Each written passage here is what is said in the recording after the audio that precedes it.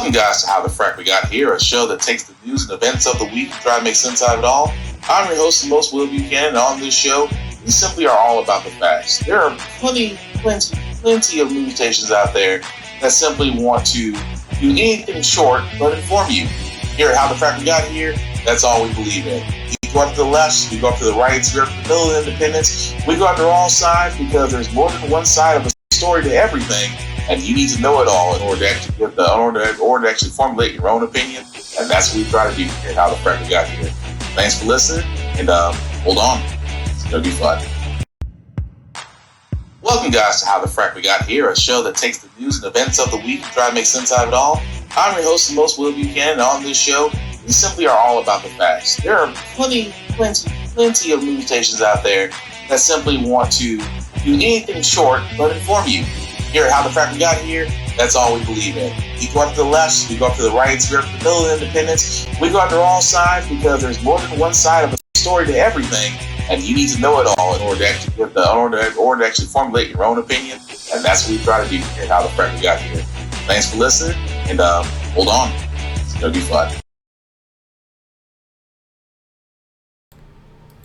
There we go.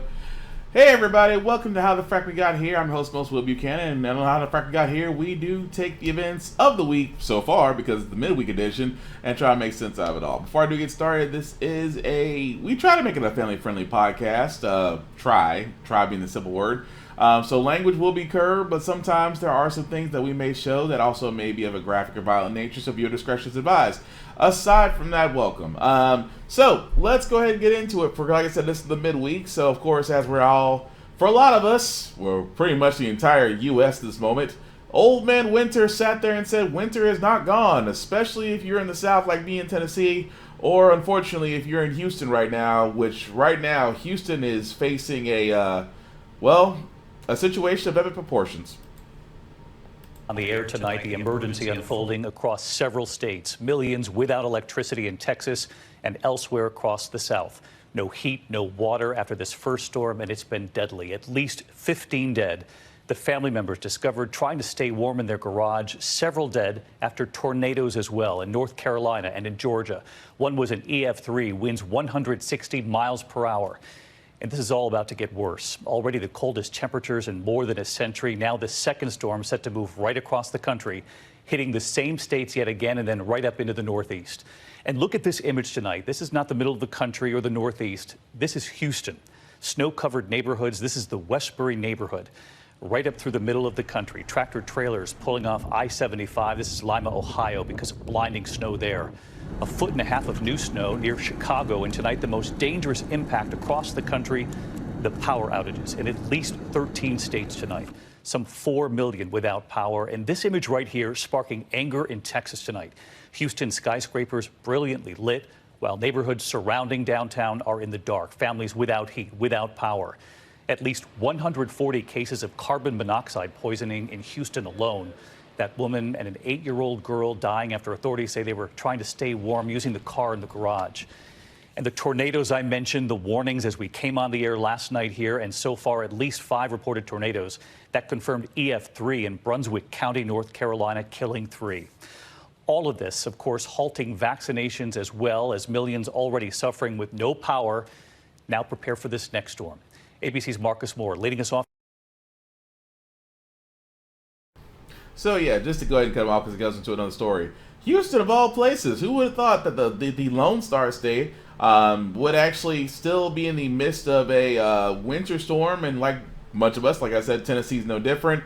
A lot of us are still snowed in because of roads and ice and snow, and there's still another system coming through. It is interesting about Houston, however, of course, with the rolling blackouts, which unfortunately, as they showed the picture of, that there was an issue, like I said before. How is it that the downtown center for Houston was lit up, but as you can tell in the picture from the surrounding areas, it's dark all across? Now, for all those that don't know, Texas is actually on its own independent grid. Now, just to give you guys just to go ahead and let you know, of course, we're all on national grid. I mean, you're either going to be on the east side or the west side or mid-central. Texas is the only state in the United States that is not linked to the U.S. federal grid, but their own private grid, if you will. Which in this case was not ready for the onslaught Because of being a southern state, it doesn't really see a lot of winter weather. So again, the entire grid system for Texas wasn't really set up to handle Winterfell, I guess you can call it. So right now they are trying to reserve power. They're trying to get power to many other people. But yes, if you are watching this in Houston, please be safe. Please don't run generators in your house. Please don't run cars inside of houses just because of carbon monoxide poisoning. Carbon monoxide is built up from gas-powered engines. So generators, if your generator is not well ventilated, meaning that if you're running a ventilator in the garage and the garage door isn't open, you shouldn't run it. Or if you're running a car with the garage door open, you shouldn't run it. Just because carbon monoxide can build up and can kill you, as it's been known to be the silent killer. So hopefully people in Houston will definitely be safe, as well as in Tennessee and other areas. Because like I said, Old Man Winter came through with a vengeance. And I know for a lot of us, especially if you're in Tennessee, we're not expecting to be anywhere near the possibility of being thawed out really until Saturday. So again, for a lot of us, that means a lot of togetherness with loved ones or your significant others, and we just hope homicides don't increase. Aside from that, guys, like I said, keeping more forward, there was a town hall with Biden this week, and well, let me actually play the clip because there's actually no better way I can go with this. Johnson laying out his goals for economic relief and getting kids back to class. Hey folks, how are you? The president says he wants the majority of students in kindergarten through 8th grade back in schools for in-person learning 5 days a week by the end of his first 100 days in office, which is the end of April. We'd have a significant percentage of them being able to be open. The president tried to reassure a second grader who said she fears being infected at school. Don't be scared, honey. Don't be scared. You're going to be fine. But Biden says we have a long way to go before things return to a pre-pandemic normal. As my mother would say, with the grace of God and the goodwill of the neighbors, that by next Christmas, I think we'll be in a very different circumstance, God willing, than we are today. The president also saying it's time to move on from his predecessor, at one point calling former President Trump the former guy. I'm tired of talking about Donald Trump. Don't want to talk about him anymore. For 4 years, all that's been in the news is Trump. The next 4 years, I want to make sure all the news is the American people. Democrats hope to pass Biden's nearly $2 trillion COVID relief plan, including $1,400 stimulus payments that they say could be sent out by mid-March. Biden said he's willing to negotiate his proposal for a $15 minimum wage, a centerpiece of this bill, which has become a sticking point. No one should work 40 hours a week and live in poverty. But it's totally legitimate for small business owners to be concerned about how that changes. Republicans say the plan is too expensive. Meanwhile, the infighting in the GOP has intensified after former President. Okay, and I'm going to cut off right there because, like I said, it goes to another story.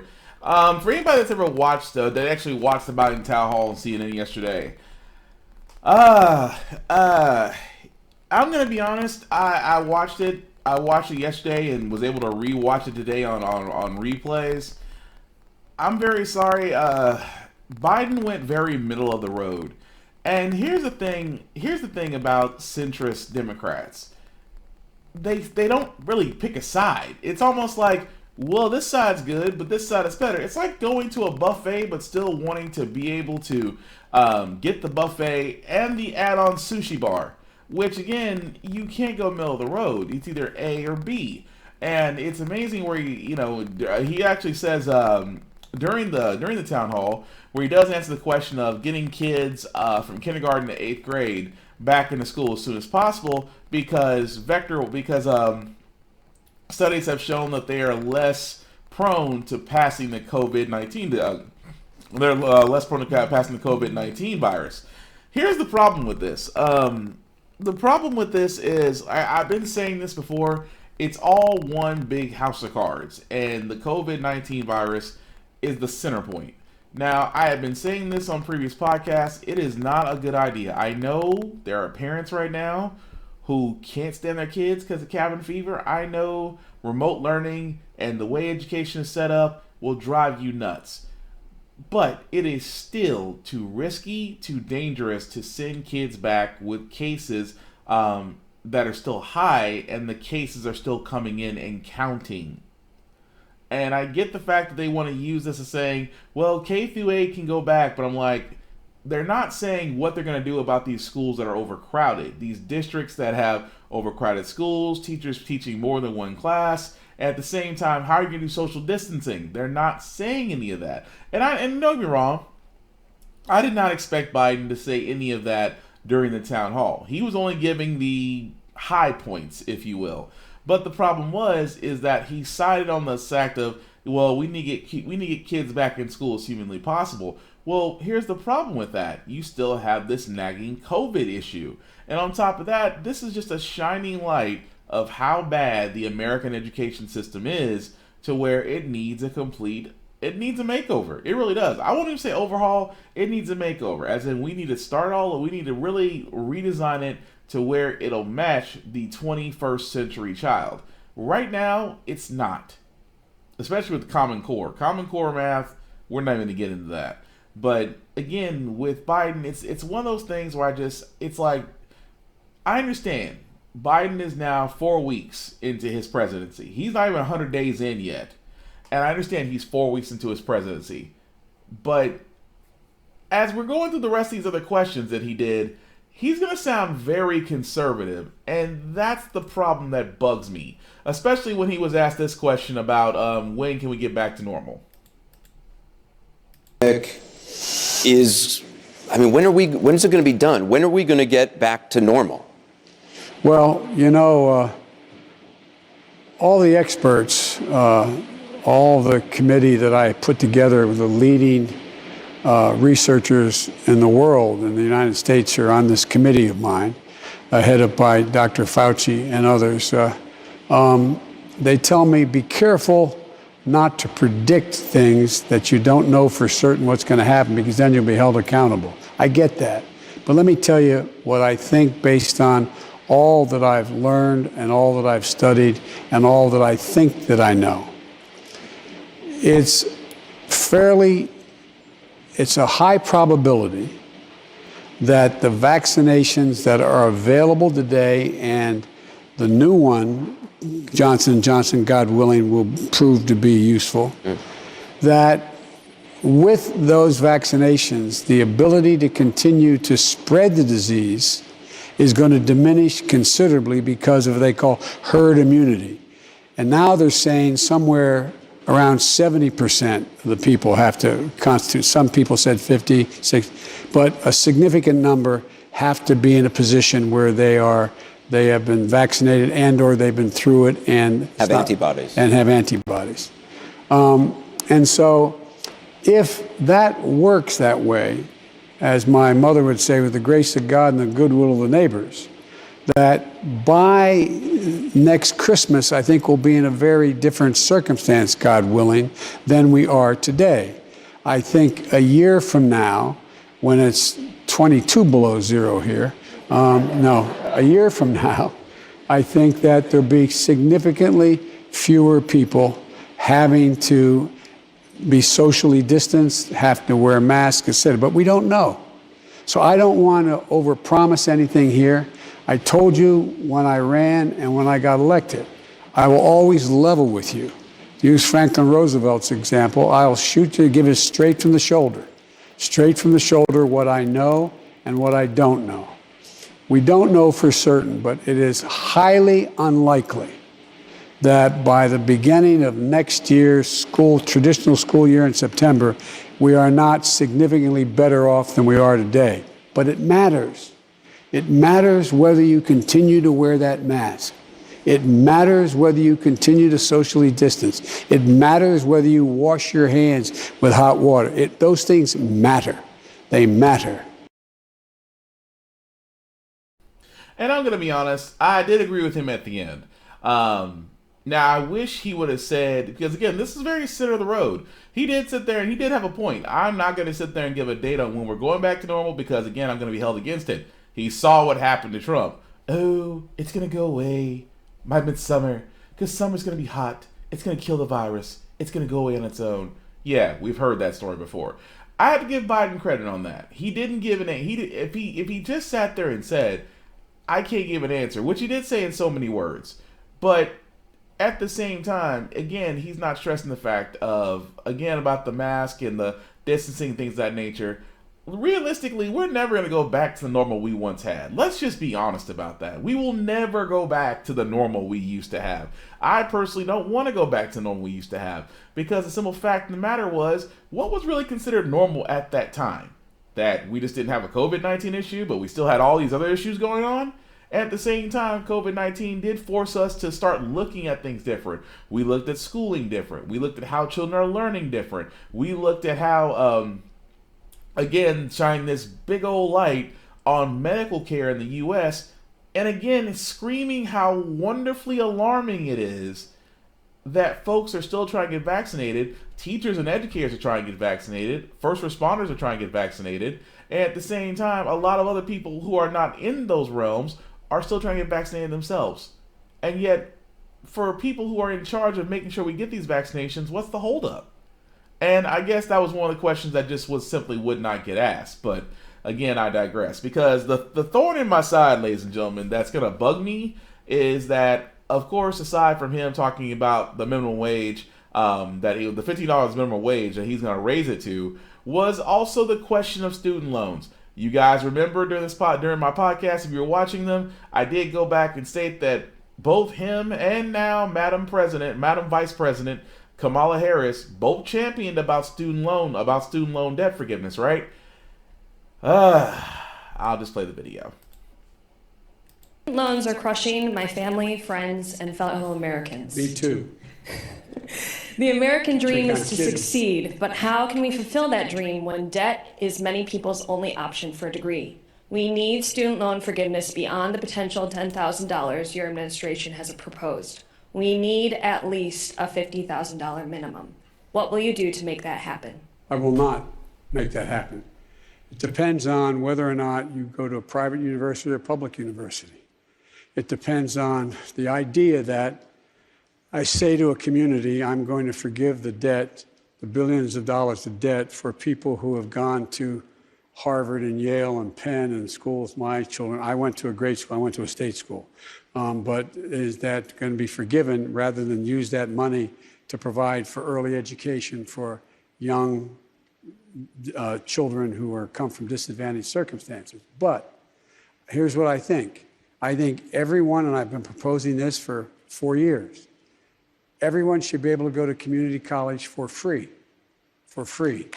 That costs $9 billion, and we should pay for it. And the tax policies we have now, we should be able to pay for it. You spend almost that much money as a break for people who own racehorses. And I think any family making under $125,000 whose kids go to a state university they get into, that should be free as well. Okay, hold your anger. There's a second part to this. I understand the impact of the debt, and it can be debilitating. And I think there's a whole question about what universities are doing. They don't need more skyboxes. What they need is more money invested in making. So that's why I provide, for example, $80 billion, $70 billion over 10 years for HBCUs and other minority-serving universities, because they don't have the laboratories to be able to bring in those government contracts that can train people in cybersecurity or other future endeavors that pay well. But I do think that in this moment of economic pain and strain, that we should be eliminating interest on the debts that are accumulated, number one. And number two, I'm prepared to write off the $10,000 debt, but not 50. Mr. President, let me ask you. Because I don't think I have the authority to do it by sign of a pen. You have, over the years, over your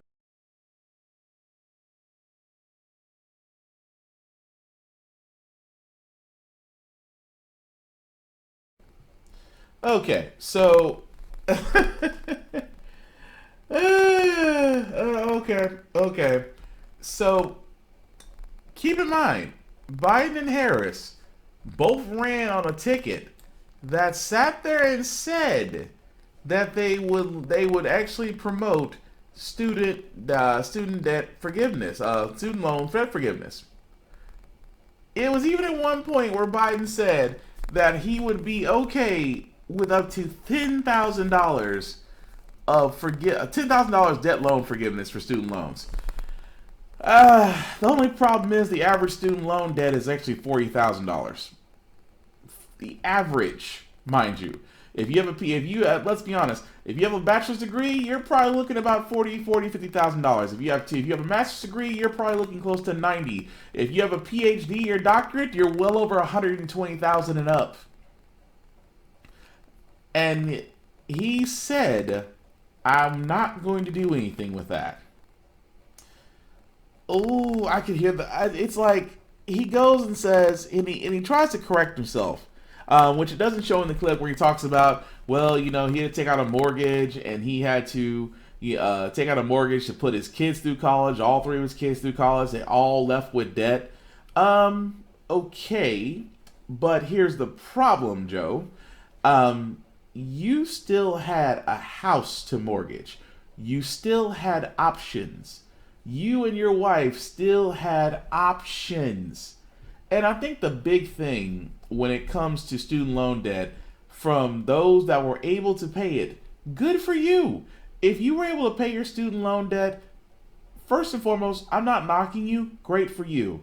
Whether you did it through hard work, whether you did it through a loan, whether you did it through getting a job, or whatever option you had, great for you. You had options. But there are many other people out there who had to take on debt to get a higher education, because in order to get the job you want, to get the pay that you wanted, you had to have the education behind it, which means that you had to take on debt in order to get there. So when a lot of people who actually got degrees and things of that nature found out that the job market wasn't there for them, now they're saddled with this debt that that not only affects them financially, it affects them credit-wise as well. Because for a lot of people that don't know this, having a high student loan debt definitely does not look good on your credit portfolio. I mean, banks won't even look at you, which is kind of funny since banks are the ones that gave the loans out anyway. It's hard to find jobs because, yes, jobs check any job that you look at will check your credit report. Yes. And at the same time, it hinders everything in your life that you're trying to move forward.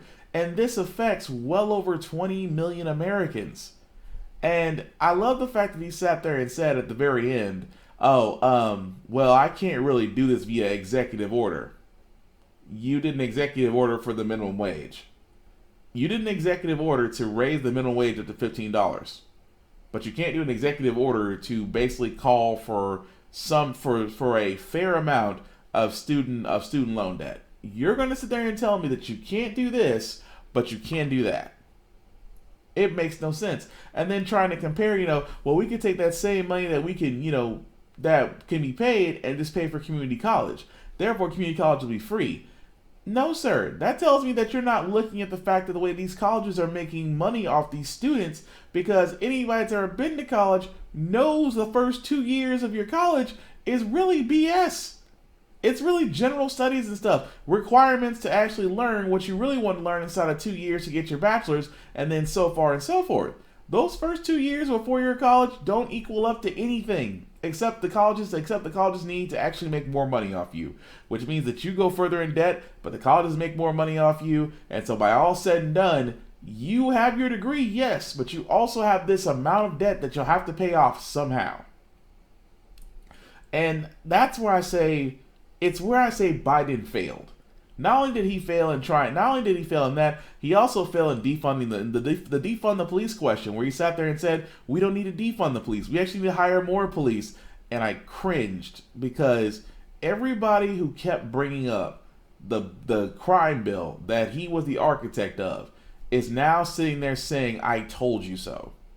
To hear him sit there and say, we don't need to defund the police, we actually need to hire more police. We need to bring more law enforcement. But at the same time, you turn around and say, but we also need to not jail drug offenders. We need to put them in rehab.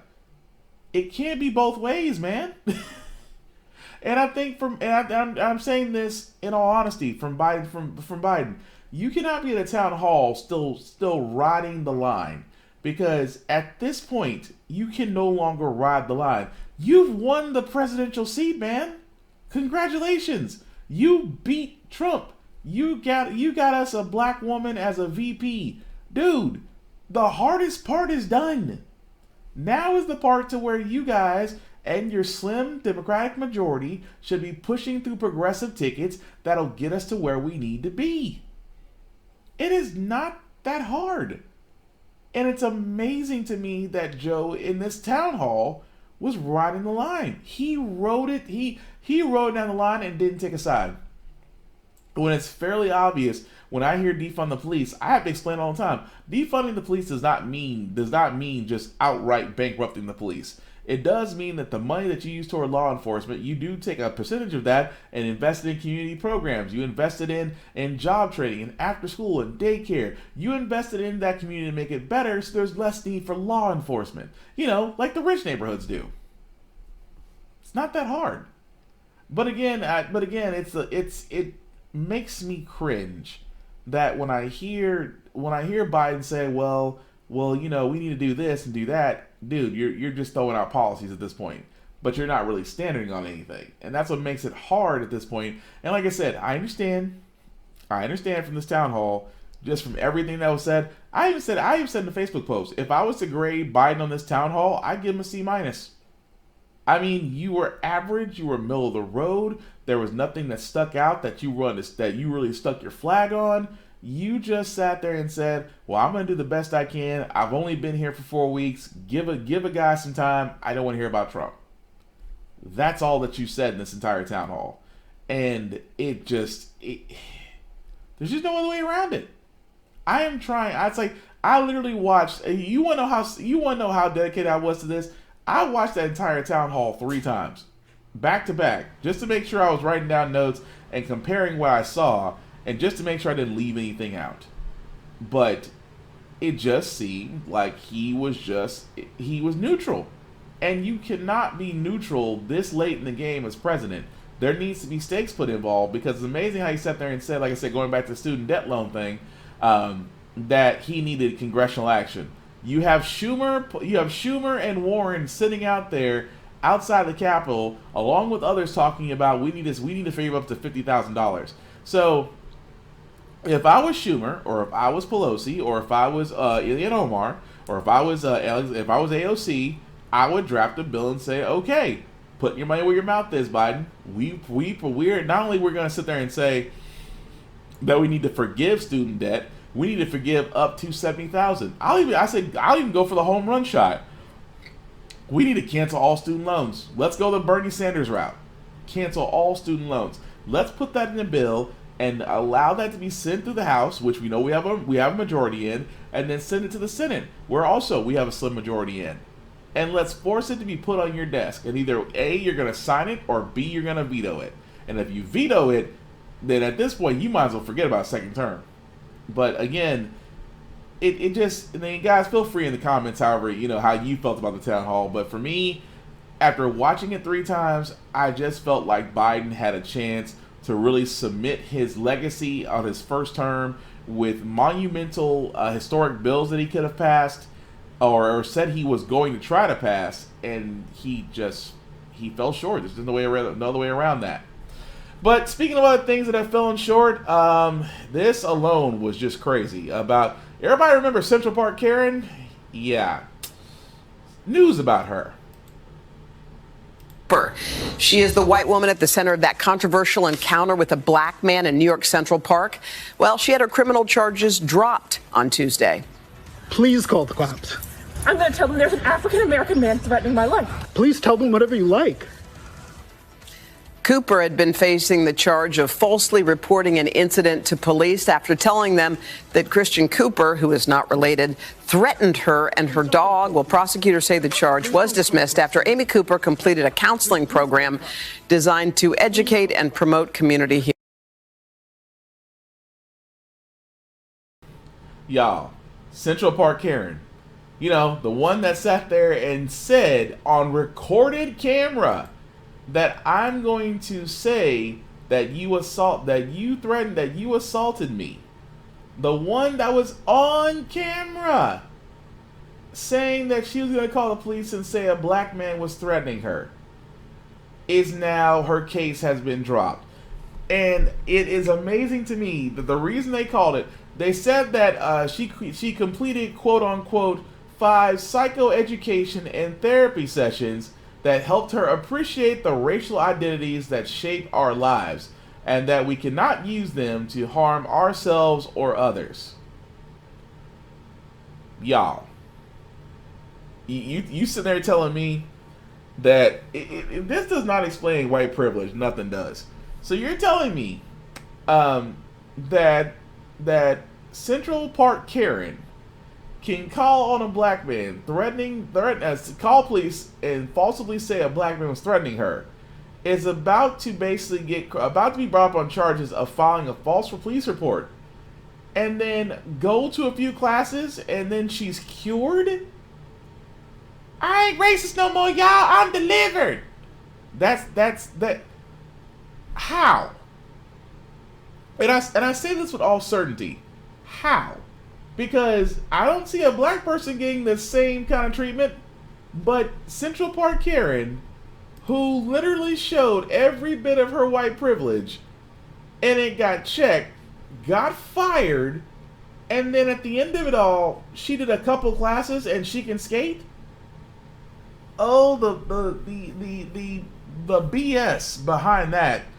It's amazing. It is literally and figuratively amazing that the DA did pursue this. The DA and the prosecutor the DA and the defense attorneys, I should say, came to this conclusion.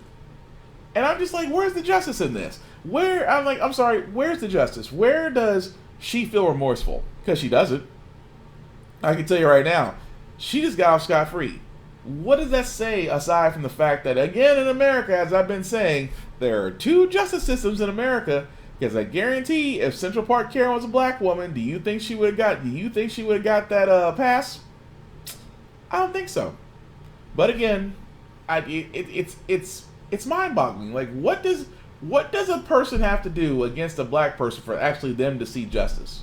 Because at this point, it's all seen. I don't even worry about the Kyle Rittenhouse story now, because Kyle Rittenhouse is sitting in an undisclosed location where prosecutors don't know where he is, but the court does because the judge sided with the defense.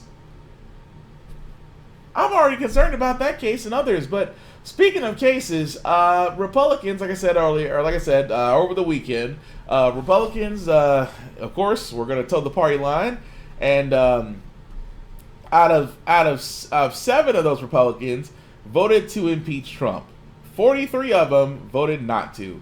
And I find that interesting that these are the same people whose lives were threatened not too long ago by the mob incited by Trump, who hid in behind and got saved by a black person, only to turn around and let the guy walk on who lit the flame on it in the first place.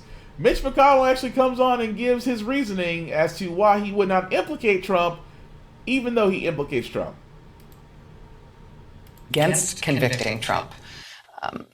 Somewhat oddly, I don't know, somewhat in a somewhat contradictory or awkward way, chose to pair their vote to acquit Trump with scathing statements about how convinced they were of Trump's guilt and how really anyone but them ought to really hold Trump accountable for these terrible things that he is guilty of. Senator Rob Portman of Ohio, for example, voting to acquit former President Trump and then releasing a statement saying, quote, what President Trump did that day was inexcusable. Quote, in his speech, he encouraged the mob. Quote, his slow response as the mob stormed the U.S. Capitol put at risk the safety of Vice President Pence, law enforcement officers, and others who work in the Capitol. Even after the attack, some of the language in Trump's tweets and in a video showed sympathy for the violent mob. This is a statement from Rob Portman, right? Sounding like it's a statement in support of his vote to convict, right? He's saying Trump is definitely guilty. But this is actually the statement he put out to explain his vote to acquit him. Released the statement about how guilty Trump is in all these different ways. But then interestingly, he actually concludes that statement by saying that he thinks Trump should be criminally charged. Rob Portman this weekend, quote, "The Constitution makes clear that former presidents are subject to the criminal justice system. That is where the issues raised by the president's inexcusable actions and words must be addressed. The criminal justice system must be employed to address Trump's inexcusable behavior and his culpability for the violent attack on the Capitol," says Senator Rob Portman. Raise your hand if you think that if the Justice Department brought federal criminal charges against President Trump for what he did on January 6th, Senator Rob Portman would remember that he said this and stand loud and proud in support of the arrest and imprisonment of President Trump. Raise your hand if he'd stick to this, if the Justice Department actually did bring those charges. But that is what Senator Portman argued while also voting to acquit President Trump. And of course, he wasn't the only one. There's no question, none, that President Trump is practically and morally responsible for provoking the events of the day. No question about it. The people who stormed this building believed they were acting on the wishes and instructions of their president.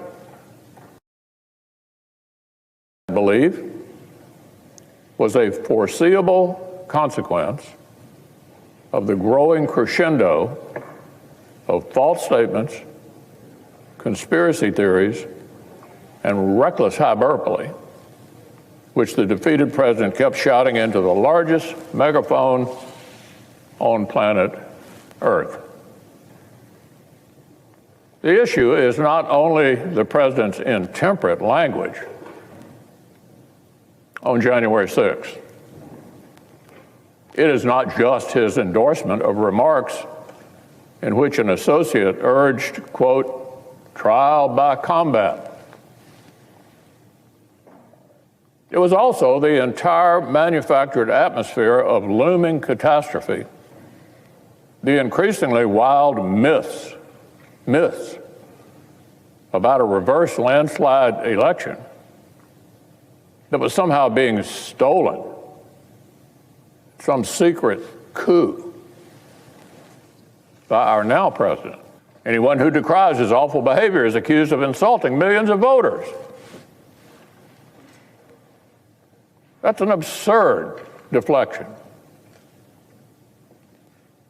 74 million Americans did not invade the Capitol. Hundreds of rioters did. 74 million Americans did not engineer the campaign of disinformation and rage that provoked it. One person did. Just one. President Trump is still liable for everything he did while he was in office as an ordinary citizen. Unless the statute of limitations is run, still liable for everything he did while he's in office. Didn't get away with anything yet. We have a criminal justice system in this country. We have civil litigation. And former presidents are not immune from being accountable by either one.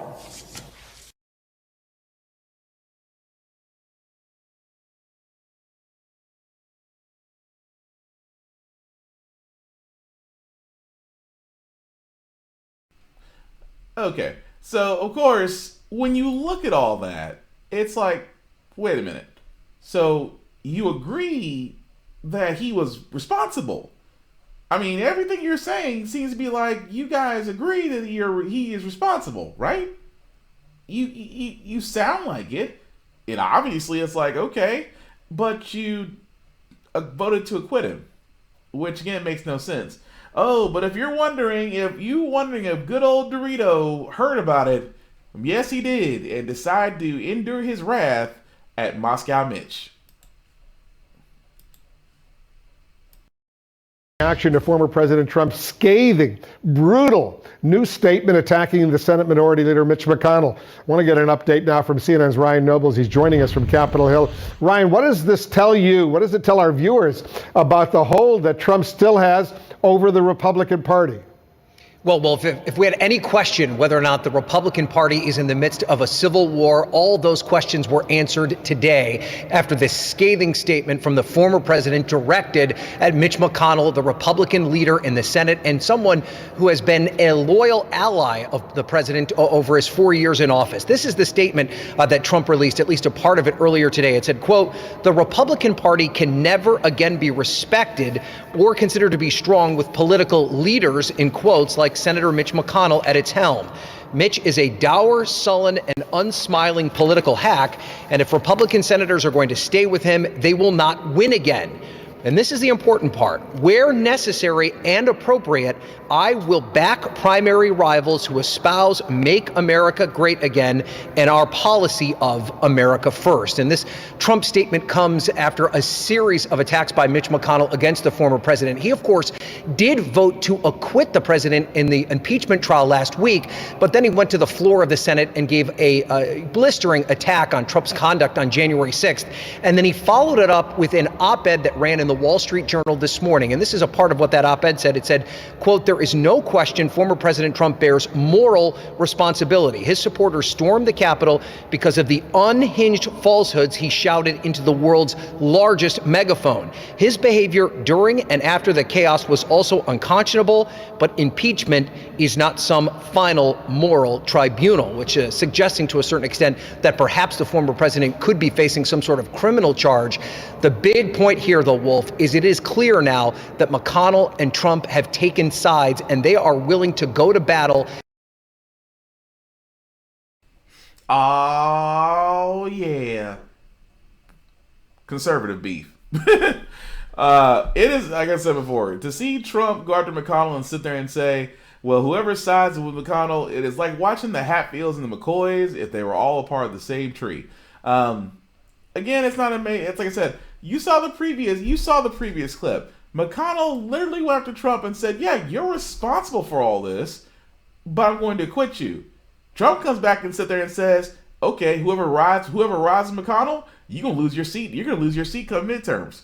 And I'm going to make it a point. Now, of course, let's be honest, this just goes to show you that Trump still has some pull with the Republican Party. It'll be interesting to see what they side with. I mean, it's kind of like watching Godfather if Godfather was political. I mean, you got Donald Trump on this side, you have Mitch McConnell on this side. And in the middle of it all, you have the Republican Party. Will it finally be a split? Will Donald Trump do his own Will Donald Trump do his own political party?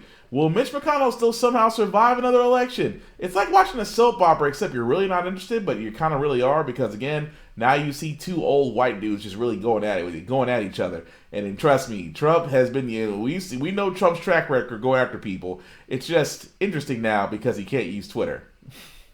Oh, how peaceful it is. But it's the one thing I'll say about Republicans. They will go after each other, but man, when it comes to acquittals, they just pass them by. But speaking of passing by, as we get to our final story, before we get to our feel good news segment, a Texas mayor is resigning after posting this Twitter statement. I wish I could make this up, but Tim Boyd, who was the former mayor of Colorado City in Texas, decided to post this little message, and I'll go ahead and quote it as I'm reading. He sat there and says, "Let me hurt some feelings while I have a minute. No one owes you or your family," and again, forgive me, this man did not believe in grammar. "No one owes you or your family anything, nor is the local government's responsibility to support you during trying times like this. Sink or swim, it is your choice. The city and county, along with power providers or any other service providers, owe you nothing. I am sick and tired of people looking for a damn handout. If you don't have electricity, step up and come up with a game plan to keep your family warm and safe. If you have no water, you deal without and think outside the box to survive and supply water to your family. If you are sitting at home in the cold because you have no power and are sitting here waiting for someone to come rescue you because you're lazy is a direct result of your raising. Only the strong will survive and the weak will perish. Folks, God has given us the tools to support ourselves in times like this. This is sadly a product of a socialist government where they feed people to believe that the few will work and others will become dependent for handouts. Am I sorry that you have been dealing without electricity and water? Yes, but I'll be damned if I'm going to go provide for anyone that is capable of doing it themselves. We have lost sight of those in need and those that take advantage of the system and mesh them into one group. Bottom line, quit crying and looking for a handout. Get off your ass and take care of your own family. Well, at least he didn't say hopes and prayers. At least he didn't say thoughts and prayers. But yes, that was the then Twitter quote for Mayor Tim Boyd, who is also, well, he says resigned, but I'm pretty sure he's fired at this point. And I think that's amazing in this time. Like I said, with winter storms at an unprecedented level, a lot of the U.S. is literally under snow and ice, that someone can really sit there and sound so cold-hearted, and you're a mayor. You're a mayor of a town that, again, Texas was not ready for. Their infrastructure, their electrical infrastructure was not ready for this. Power is still out. Millions are in the cold. And the thing you want to sit there and do is you want to tell people is figuring it out for themselves? No, I said that tells me off the bat that you are definitely not qualified to be a mayor, much less anybody else, because it's always those people out there sit there and say, well, I'm so tired of, people need to get off their ass and do it themselves. You're not going to win against Mother Nature. Mother Nature, like Father Time, is undefeated. So if Mother Nature decides to come through with a cold front, there is not enough prep time you can do to beat her. But at the same time, you can't actually do the things you're supposed to do because, the constituents that elected you are really looking to see what you're going to do to help them out. Because that's why you ran for office in the first place, I would think. Aside from the fact that, some people just want power and don't want to admit it. But it's amazing that he tells people that, they have no power, that, they're lazy for not coming up with a plan. That alone shows you the level of ignorance in these people in positions of power that need to be removed. Because that alone was not only asinine, it was really stupid. I mean, beyond asinine and stupid, it's a clear condensation it's a clear consideration that man shouldn't be where he is. So, thankfully he got fired, and I don't mean to cut him off, man. I hope he goes home to a dark house. That's all I'm saying. But beyond that, guys, that's all the stories we got. So let's go ahead and get into our Feel Good News segment. Like I usually do in How the Frack we got here, we do cover some stories that are sometimes good, sometimes bad, sometimes a little rough. But because it is midweek and tomorrow's Thursday, and I know a lot of us are still going to be, if you are snowed in, like myself, you're probably going to be snowed in for at least a day or so more. And if you're able to get out and about, hopefully you're being safe. But, as we get toward the weekend, you want to have some feel good, something that makes you restore your faith in humanity and things of that nature. And I think I found a good story, especially within Black History Month, about this couple that is into Black memorabilia that tells our history. Check it out.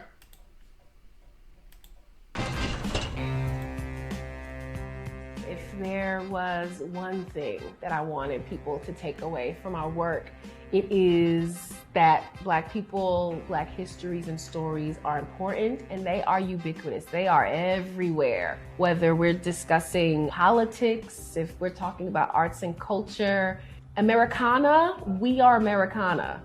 I just think it's really, really important that Black people are centered in conversations about where we are in this moment and where this country is and where we have been. My name is Kiana Stewart, and I'm the co-founder of Black Market Vintage. And my name is Jenna Handy, and I'm co-founder of Black Market Vintage. Black Market Vintage is a Brooklyn, New York-based antique concept shop. The owners travel, collect, and sell items that represent the richness of Black history. We're both from Brooklyn, and we grew up 600 feet from one another and did not meet until we were adults, which is wild. In terms of how we grew up, I think just a typical Brooklyn, childhood of going to the corner store, playing double dutch outside. So we met at Rutgers University. I don't necessarily know that there was a moment that we knew that we were supposed to be more than friends. I was really intrigued by Jana when I first met her, and it felt like I had known her, a lifetime. There was a twinkle in her eye that almost I understood what it meant, like. And so there was something that we were able to see beyond where we were, to see kind of where we could end up. So I grew up going to vintage shops, thrift stores, stopping on the side of the road, you name it. My mom was stopping the car and bringing stuff into the car to bring home. In these shops, Kiana and her mother rarely saw people that looked like them. or items that represented their history. So going into antique shops and like, we are the only Black people in the spaces. There's no Black art on the walls. There's barely any Black literature. Over time, Jana joined Kiana on the quest to fill this void. They began traveling the country, collecting Black art, Black music, Black literature, civil rights memorabilia. And then in 2014, started selling it from their stoop and at flea markets. When we first started out, it was 100% a hobby. And, weekend markets, getting up, setting up as vendors. And we really didn't see that there was a need to shift until the community kind of told us that.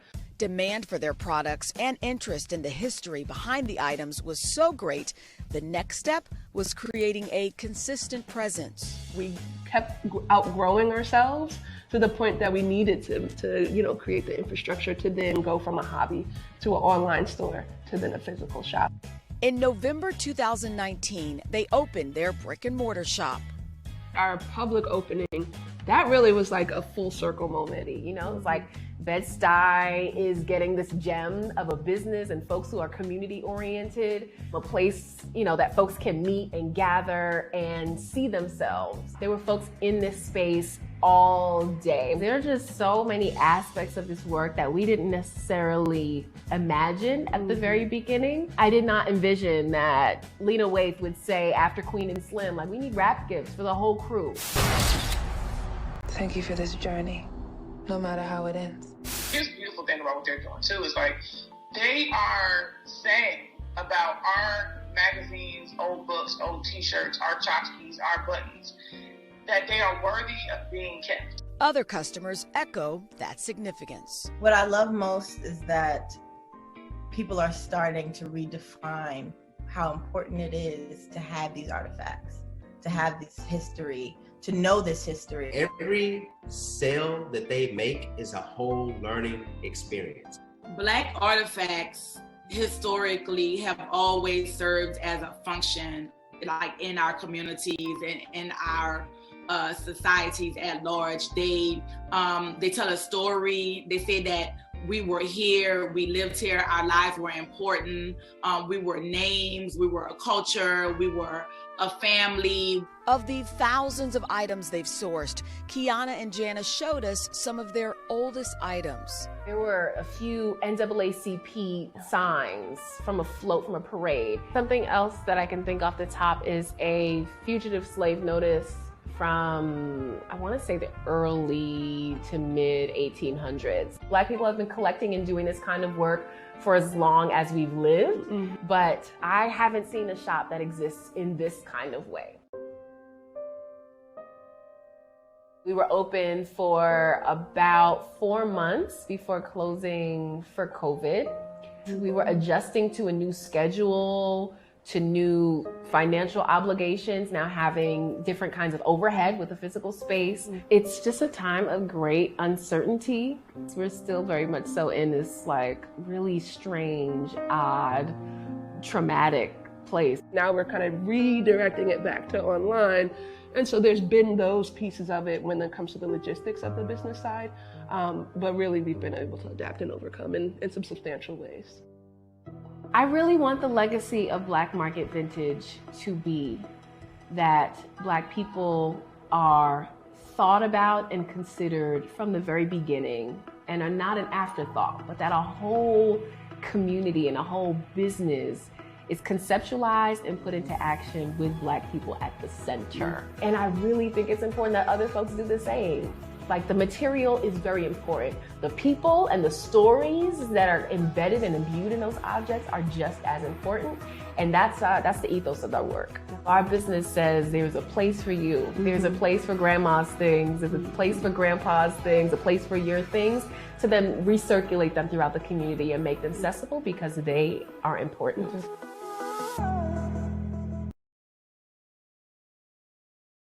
And I thought that was pretty cool just because, you know, like I said about Black History, even though it's the shortest month of the year, and even though we're going to be doing Black all year anyway, because we're going to be Black all year anyway, all life anyway. So it's always great to actually see history behind it and Americana like that.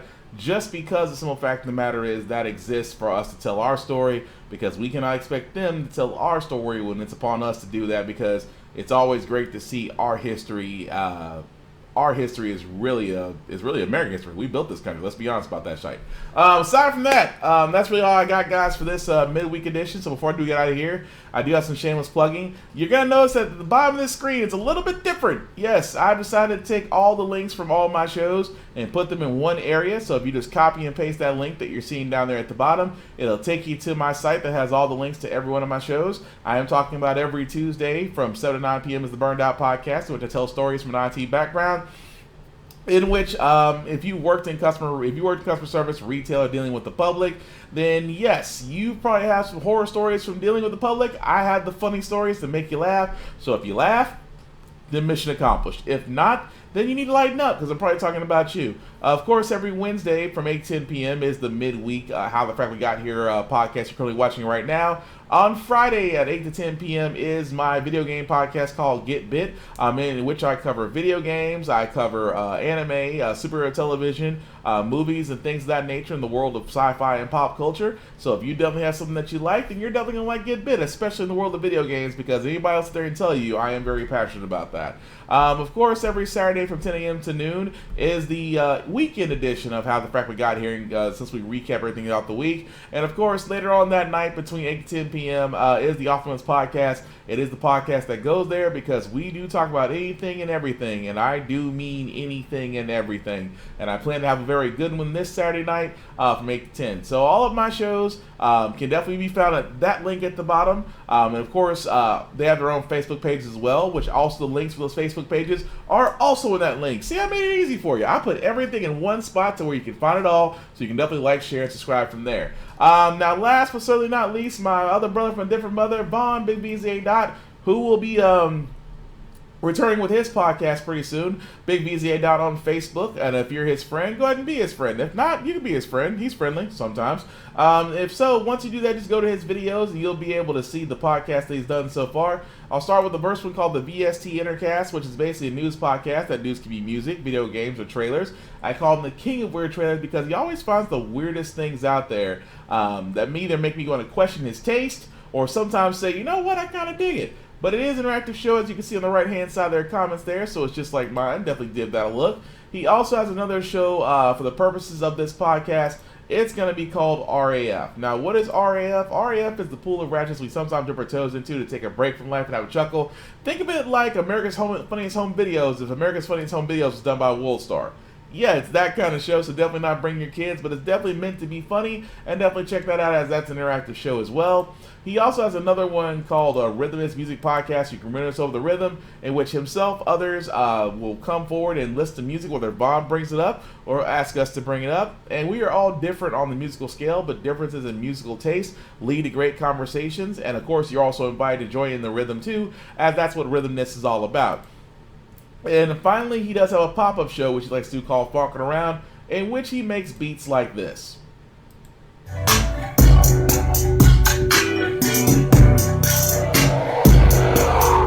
It sounds so lovely, don't you agree? Now, he actually makes beats from beginning to end, and he likes to show the process of it, because Vaughn is a musical genius and wants to be able to show when he hits these moments of inspiration, and that's what Funkin' Around is all about. So definitely check his Facebook page, to see when it will happen. Of course, it depends on when the inspiration strikes, because he usually does this on a daily, sometimes once or twice or 3 times a lady on a day. But definitely check Vaughn out, Big VZA Dot, as he will be returning soon with his podcast. And I personally cannot wait, because I definitely want to see what this brother also has to say. And as you can probably wonder, yes, I am wearing my own shirt. This is a shirt that was actually done by Little Creations by Kelly. That's also on Facebook. If you've watched my previous podcast, I've talked about Little Creations by Kelly multiple times. So she actually did shirts like this. I'm kind of leaning up for it because, again, it was chest day, and I'm not trying to stick my chest out because it's very tender right now. But this is the shirt she actually did for this, so I thank you, honey, for that. And of course, if you have t-shirts that you would like to have done, or you have an idea to be put on a mug or things of that nature, definitely look up Little Creations by Kelly, as you can see on Facebook. This is kind of the most recent one she did. Especially, I kind of dig this one. You're welcome, black women. Which, yes, we do thank a black woman for all that she does. And this was actually a custom one that she did for a customer, but also can be done for you if you choose. She has also done other shirts and also glasses as well. These are actually a couple of glasses that she did for Valentine's Day, in which very simple designs, but still pretty cool. And also, like I said before, she actually does other shirts as well, depending on what you like.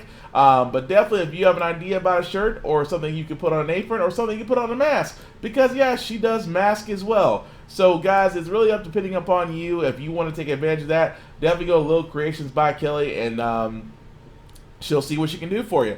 And also, I do still have my travel site, Uncle Obi's Uncle Obi's Adventures and More.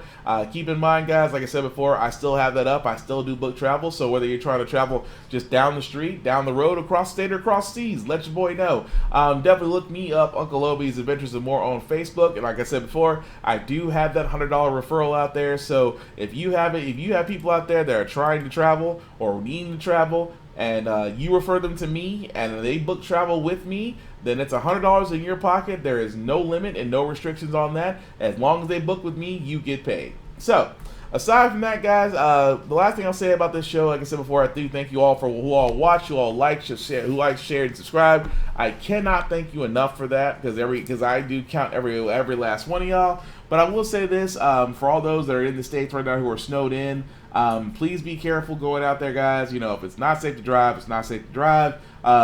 Please avoid getting stuck. You know, hopefully everybody's power stays on, but please be safe. Please don't run generators and space heaters and things of that nature in closed off areas, because carbon monoxide is real, just like COVID-19 is real. And speaking of COVID-19, yes, even in this winter weather, let's please wear a mask. Let's please do social distancing and try to only go out, especially unless you absolutely, positively have to.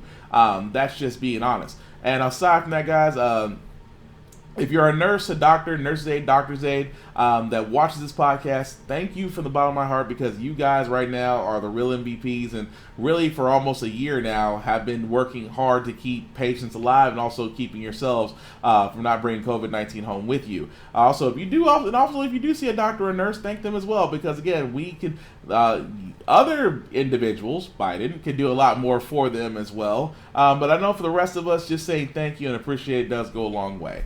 Aside from that, thank you, essential people. I hate the term essential worker. Essential people. Anybody can work, but it takes some people to be dedicated to really come in, because a lot of us are able to work from home, and that's great, but a lot of us are not able to work from home, and they're the ones actually going out there and making sure they're protected, keep the lights on for the rest of us. I am talking about those individuals that work in gas stations, grocery stores, those that are truck drivers, those that work in warehouses like Amazon, and those that work in logistics like United States Postal Service, FedEx, UPS, and DHL. Even with the winter weather now, please be safe, but again, thank you for all that you do. Aside from that, guys, last thing I'll say about how the Frack we got here, like I said, the show is all about staying informed. All our mission here is how the Frack we got here is to really just present the facts like the television stations of old used to do. Presents the facts to you without trying to persuade you, without trying to change your mind. We're just giving you all the facts to allow you to make up your own mind, and therefore you're informed. Because simply put, an informed community can make a lot better decisions than an uninformed one. An uninformed one got us Trump and got us into this hole. Hopefully an informed one will get us out of it. So with that being said, guys, please be safe, take care of each other, and we'll get through this. It's been fun, guys. Thank you all for watching, and if you're watching this on the playback, go ahead and comment if it's live, because I still want to know you guys' viewpoints. Peace.